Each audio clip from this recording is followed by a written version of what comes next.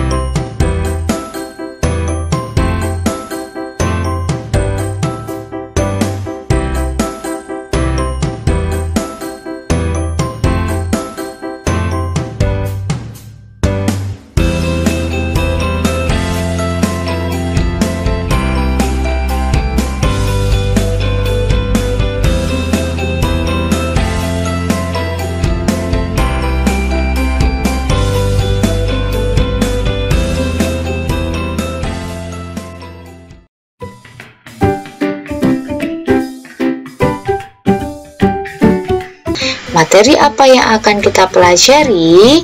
Materi yang akan kita pelajari adalah menemukan informasi bacaan. Bagaimana cara menemukan informasi bacaan? Cara menemukan informasi bacaan, yang pertama membaca teks. Bacalah dengan cermat teks bacaan mulai dari atas sampai bawah teks. Yang kedua, kalimat utama. Carilah kalimat utama setiap paragraf. Yang ketiga, gagasan pokok. Carilah gagasan pokok dari kalimat utama yang sudah kamu temukan. Gagasan pokok itu sama dengan kalimat utama, tapi kalian juga bisa meringkas kalimat utama agar lebih jelas dan lebih singkat untuk menjadi gagasan pokok. Yang keempat adalah kata kunci. Carilah kata kunci. yakni kata yang paling sering muncul di dalam paragraf atau bacaan. Dan yang terakhir adalah membuat pertanyaan. Buatlah pertanyaan dan cari jawabannya di dalam bacaan. Jawaban tersebut merupakan informasi penting yang ada di dalam bacaan. Sebelum buat pertanyaan, kita akan belajar dulu tentang kata tanya. Kata tanya bisa disingkat dengan singkatan adik Simba berapa. A untuk apa, misalnya benda apa yang sedang kamu bawa, ataupun kegiatan apa yang kamu lakukan di pagi hari. Jawaban pertanyaan dengan kata tanya apa berupa kata benda, hewan, alat, kegiatan, maupun akibat. Di untuk di mana, misalnya di mana rumahmu. Jawaban dari pertanyaan dengan kata tanya di mana berupa tempat keberadaan. Kita lanjutkan. K untuk kapan, misalnya kapan kamu berulang tahun. Jawaban dari pertanyaan dengan kata tanya kapan berupa keterangan waktu. K juga bisa kemana, misalnya kemana kamu akan pergi. Jawaban dari pertanyaan dengan kata tanya kemana berupa tempat tujuan. Bedanya dengan di mana, kalau kemana adalah tempat tujuan ya. Si untuk siapa, misalnya siapa nama ibumu, maka jawaban berupa nama orang. M untuk mengapa, misalnya mengapa kamu tidak masuk sekolah. Jawaban dari pertanyaan dengan kata tanya mengapa berupa alasan ataupun sebab. Ba untuk bagaimana, misalnya bagaimana kabarmu. Maka jawaban dari pertanyaan dengan kata tanya bagaimana bisa berupa kondisi, keadaan, kabar, ataupun cara melakukan sesuatu. Terakhir, berapa. Misalnya berapa umurmu, maka jawaban dari pertanyaan dengan kata tanya berapa bisa berupa angka, bisa jumlah, urutan, harga, dan lain-lain. Kita lanjutkan anak-anak, kita akan belajar contoh paragraf berikut ini. Negara kita kaya akan keanekaragaman, baik berupa keanekaragaman ras, suku, budaya, adat istiadat, agama, dan lain-lain. Ribuan pulau, suku bangsa, tarian, bahasa, rumah adat, agama, serta kebudayaan daerah yang dimiliki merupakan kekayaan yang dianugerahkan Tuhan. Keanekaragaman tersebut merupakan titipan Tuhan yang harus kita jaga, bukan untuk dihilangkan. Keanekaragaman tetap terjaga karena masyarakat Indonesia menjunjung tinggi nilai-nilai kerukunan. Dari paragraf tersebut, kita akan mencari kalimat utamanya. Jika di kalimat terakhir tidak ada kata hubung yang menunjukkan bahwa kalimat terakhir kesimpulan, maka kalimat utamanya ada di kalimat pertama, seperti yang digaris bawah pada layar video berikut ini. Kita lihat kalimat terakhirnya tidak ada kata jadi, maka dengan demikian, oleh karena itu, oleh sebab itu, maka kalimat utamanya ada di kalimat pertama, yakni berbunyi, negara kita kaya akan keanekaragaman, baik berupa keanekaragaman ras, suku, budaya, adat istiadat, agama, dan lain-lain. Gagasan pokok pada paragraf, kita lihat kalimat utamanya. Gagasan pokok itu bisa sama dengan kalimat utamanya ataupun kita bisa menyingkat kalimat utama tersebut. Maka gagasan pokok yang sesuai dengan kalimat utama yang sudah kita temukan berbunyi, negara kita kaya akan keanekaragaman.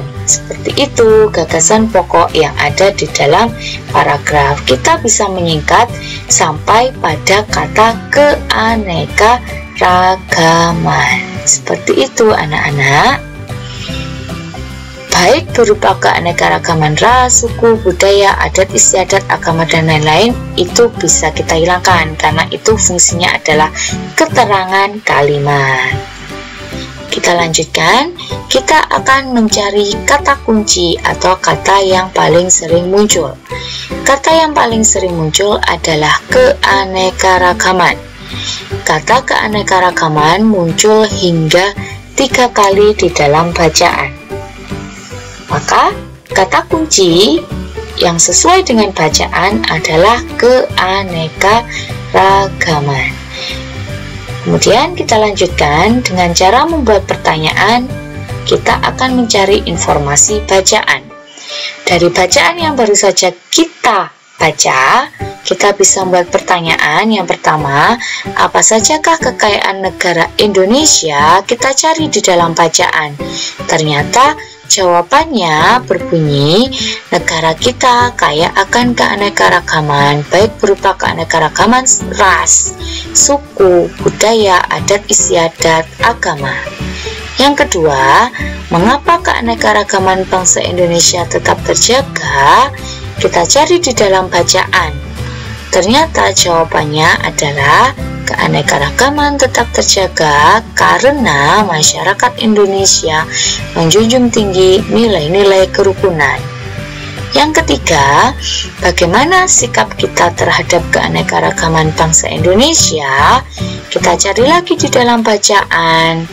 Kita cari jawaban yang sesuai dengan bacaan. Maka jawaban yang sesuai adalah keanekaragaman harus kita jaga, bukan dihilangkan. Dari ketiga pertanyaan tersebut, kita mendapatkan 3 jawaban. 3 jawaban tersebut merupakan informasi penting yang ada di dalam bacaan. Kita dapat simpulkan anak-anak bahwa informasi bacaan yang sudah kita dapatkan, yang pertama, berdasarkan kata yang paling sering muncul, topik bacaannya adalah tentang keanekaragaman di Indonesia. Kemudian, negara kita kaya akan keanekaragaman, baik berupa keanekaragaman ras, suku, budaya, adat istiadat, agama. Kita mendapatkan informasi ini dari pertanyaan pertama yang sudah kita buat tadi. Kita lanjutkan. Untuk informasi berikutnya adalah keanekaragaman tetap terjaga karena masyarakat Indonesia menjunjung tinggi nilai-nilai kerukunan. Dan yang ketiga, keanekaragaman harus kita jaga, bukan dihilangkan. Selanjutnya, kita akan menemukan informasi dari teks cerita.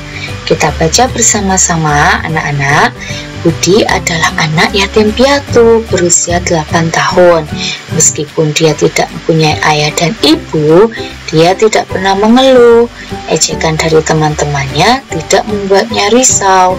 Dengan tekad yang bulat, dia bekerja menjadi penjual koran. Meskipun lelah selalu menghampiri, dia tidak kenal kata menyerah. Kita bisa membuat pertanyaan dari teks cerita tersebut. Misalnya, siapakah Budi? Maka jawaban yang sesuai adalah Budi seorang anak 8 tahun yang yatim piatu. Kedua, apa kegiatan Budi sehari-hari? Jawaban yang sesuai adalah setiap hari Budi berjualan koran. Informasi yang kita dapatkan dari 2 pertanyaan tersebut adalah Budi seorang anak 8 tahun yang yatim piatu. Setiap hari Budi berjualan koran. Seperti itu anak-anak untuk menemukan informasi dari teks cerita.